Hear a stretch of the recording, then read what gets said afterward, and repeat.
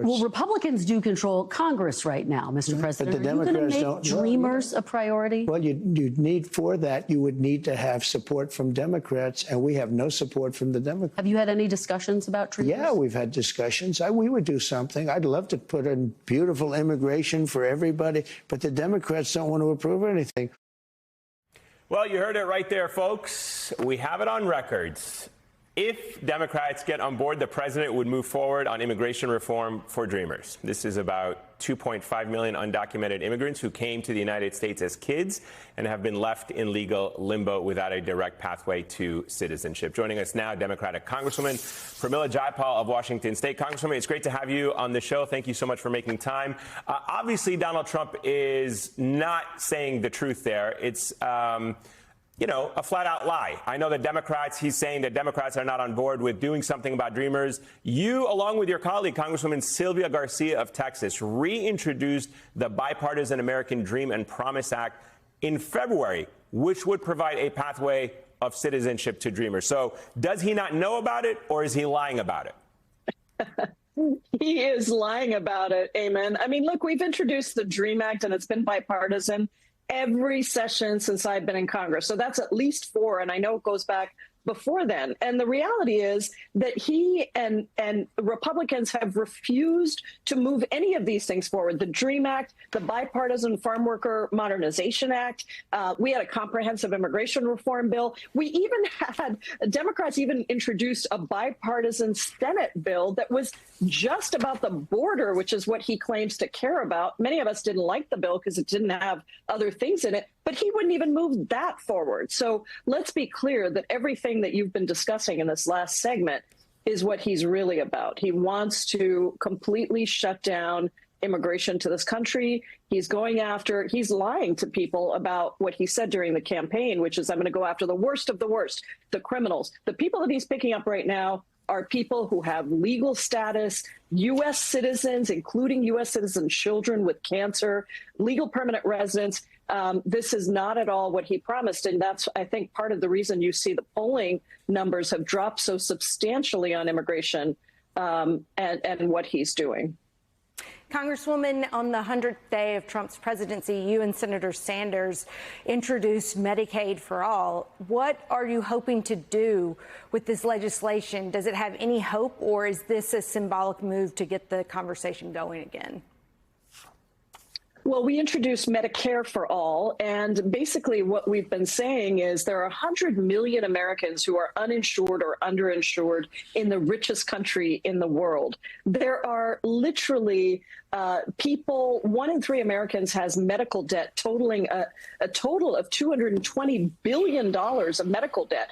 And so what we know is that Americans across the country want affordable quality health care. And the United States is the only country, industrialized country in the world that does not provide it. In fact, the United States, we spend more on health care per capita and have worse outcomes than other countries. So Medicare for all is just saying your government insurance could be covered by Medicare, an expanded, improved Medicare, and everybody would have health care, no private insurance premiums, no deductibles, no copays, and you would actually have health care from the day you were born to the day you die. It is incredibly popular. 70% of people across America support it, and I think we need to continue to push it out because it is a travesty. It's criminal in my mind that so many people are dying without health care in the richest country in the world.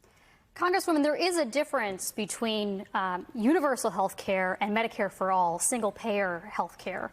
So I guess I'm wondering, why is this the road you're going down? Because if we're going to have a Scandinavian-style social safety net, or if for that matter, a Canadian-style one, that requires a Scandinavian-style tax burden, which we do not have here, which there is no appetite for here.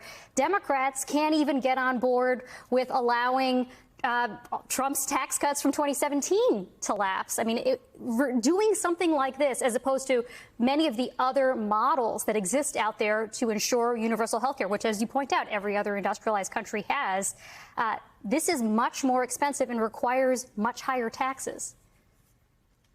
Well, actually, that's not true. The Congressional Budget Office has come back and done a study of what Medicare for All would cost. And what they've said is it would actually cost significantly less in total expenditures, because you have to remember what people are doing now is they're paying through their copays, through their private insurance premiums. We've even had a lot of businesses come on board, and even labor unions that have negotiated healthcare as part of their bargaining efforts are saying, you know what, we need this other system because it costs so much. And the private insurance companies have generated about $371 billion of profits just in the last decade. So yeah, but I think the that CBO, the CBO report, I read the CBO report. It says it would increase the annual costs to the government for Medicare, for health expenditures, rather, by $4 trillion. Something has to pay for that. Well, even if you seized all of the wealth of all of the billionaires in America one time, that would pay for it for about 1 year.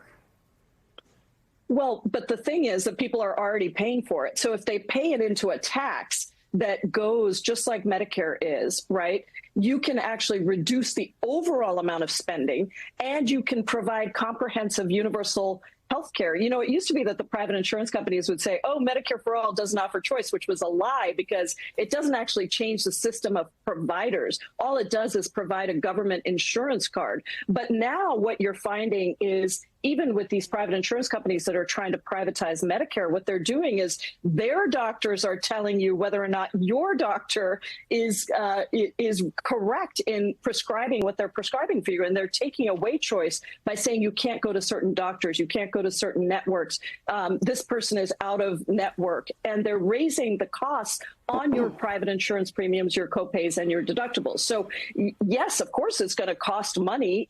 It will cost money, but it's going to cost a lot less for the average American and actually overall in terms of expenditures. It's just that the money is not going to go into the profits of big private insurance companies. That's where the waste gets cut out with a Medicare for All system. Congresswoman, before you go, quickly, I've been talking to a lot of Democratic voters who, on immigration and a whole number of other issues right now, are confused about their party's messaging.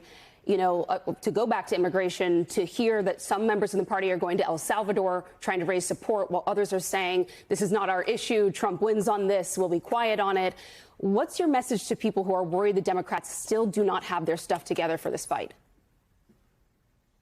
Well, I think that the core message is that Democrats are going to fight for working class and poor people across this country. And we're going to fight to give you the things you need to have a decent life, right? Affordable housing, a roof over your head, food on the table, education for your kids, retirement with dignity, healthcare, childcare. Those are the critical things that people need to thrive.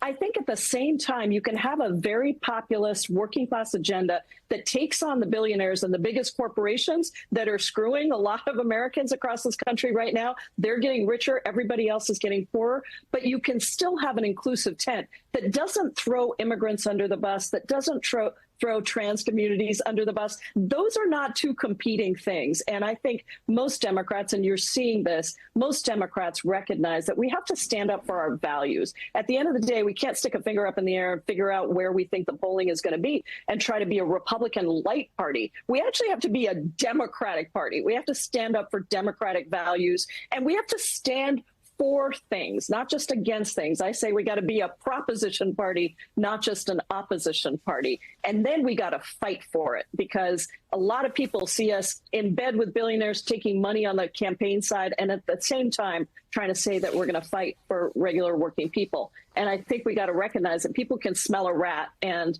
they got to trust us to really make sure we deliver on the things we're promising. Voters can definitely smell a rat. We're hearing the exact same thing. Congresswoman Pramila Jayapal, thank you so much for joining us tonight.